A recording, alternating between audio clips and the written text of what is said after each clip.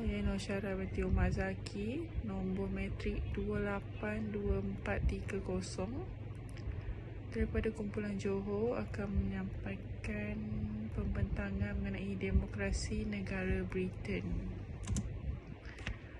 Okey, pengenalan sejenis tadbir urus di mana rakyat mempunyai kuasa untuk mempertimbangkan dan untuk menentukan perundangan atau memilih pihak berkuasa untuk melaksanakan tanggungjawab.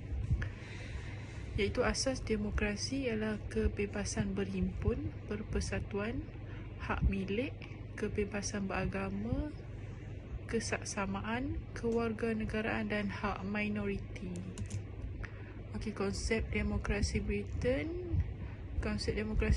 telah berkembang dengan pesat sepanjang masa.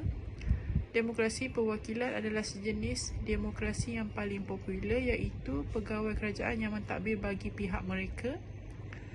Fungsi utama bagi kemasukan dan kegitimasi adalah mengimbangi fahaman majoriti.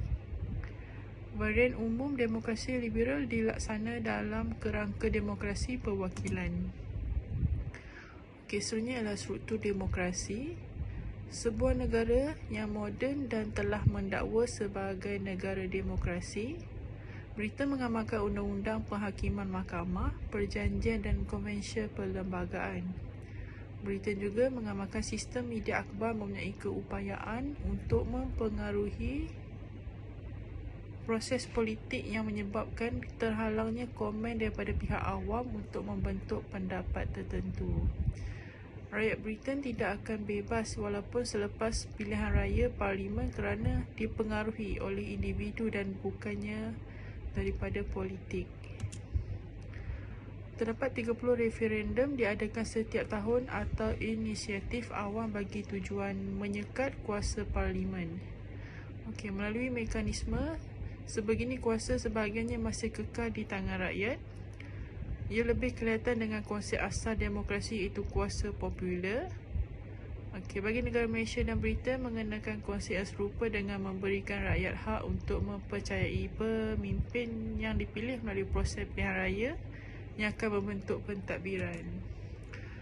Seterusnya ialah kesan sistem demokrasi. Terdapat ancaman baru dan ketara terhadap kestabilannya, dan ia telah menimbulkan persoalan mengenai nilai demokrasi. Rasa tidak puas hati juga mula wujud apabila kerajaan gagal memenuhi keperluan rakyat.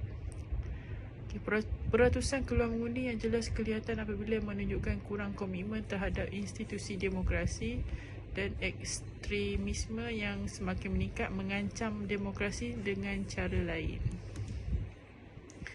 Dari segi krisis ekonomi menjadi kebimbangan apabila pendapatan per kapita berada di bawah paras dan kemudian penurunan pendapatan per kapita meningkat. Berhadapan dengan tekanan ekonomi yang teruk dan menjejaskan kestabilan demokrasi.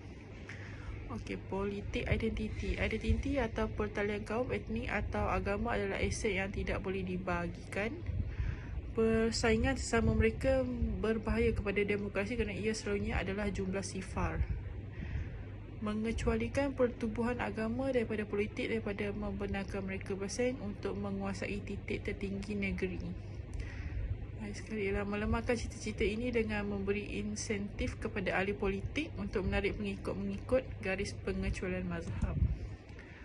Seterusnya adalah pembaikan demokrasi. Britain yang mengamalkan sistem demokrasi berparlimen dipilih dilihat sebagai salah satu langkah utama dalam meningkatkan sistem demokrasi negara. Ia juga digunakan di Malaysia, memandangkan struktur dan corak pentadbiran di Malaysia adalah setanding dengan corak pentadbiran di United Kingdom. Seterusnya adalah jawatan kuasa pilihan. Ahli parlimen yang merupakan ahli kerajaan atau barisan hadapan pembangkang tidak dibenarkan berkhidmat dalam jawatan kuasa pilihan. Setiap ahli parlimen yang layak terdapat kira-kira satu kerusi jawatan kuasa pilihan sahaja. Perkhidmatan dalam jawatan kuasa pilihan telah menjadi kebiasaan dan bukannya satu penghormatan, dan penyertaan dalam jawatan kuasa seringkali rendah. Jawatan dalam jawatan kuasa itu sekali lagi akan berdaya saing dan individu terbaik akan mengisinya.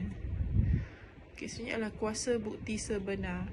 Jawatan kuasa pilihan mempunyai kuasa untuk memanggil saksi dan menerima dokumen dan rekod untuk pemeriksaan, sama seperti Mahkamah Undang-Undang. Dua pengecualian wujud iaitu keluarga diraja yang tidak penting dalam konteks ini, dan perkara kedua yang perlu disebut memandangkan tugas jawatan kuasa pilihan dalam meneliti pentadbiran ialah kerajaan. Jawatan kuasa pilihan tidak mempunyai kuasa untuk menjemput menteri untuk hadir di hadapan mereka atau meminta dokumen kerajaan. Seterusnya adalah pemeriksaan bukti. Siasatan dijalankan oleh jawatan kuasa yang memutuskan keputusan. Kerajaan mempunyai kelebihan strategik berbanding orang lain kerana ia menyampaikan bukti lisan seperti orang lain. Konsep pembuktian yang penting selalunya kurang dalam majoriti penghujahan yang dikemukakan oleh jawatan kuasa pilihan. Secara kesimpulannya, memahami kerapuhan paradigma semasa memerlukan pemeriksaan terhadap Britain dan kemudahan perwakilan politik diambil alih dengan cepat oleh pusat berkuasa yang menceroboh bidang politik, menjejaskan pilihan dan undang-undang utama. Britain tidak boleh dianggap sebagai contoh yang unik kerana walaupun hak individu, kebebasan bersuara dan perlindungan daripada penyalahgunaan kuasa adalah syarat penting untuk negara demokrasi, negara yang sama juga mesti memenuhi tuntutan lain seperti pernyataan berkesan dan persetujuan awam yang nampaknya terpinggir bukan sahaja di United Kingdom tetapi hampir di mana-mana di dunia barat, dengan Malaysia menjadi contoh yang ketara.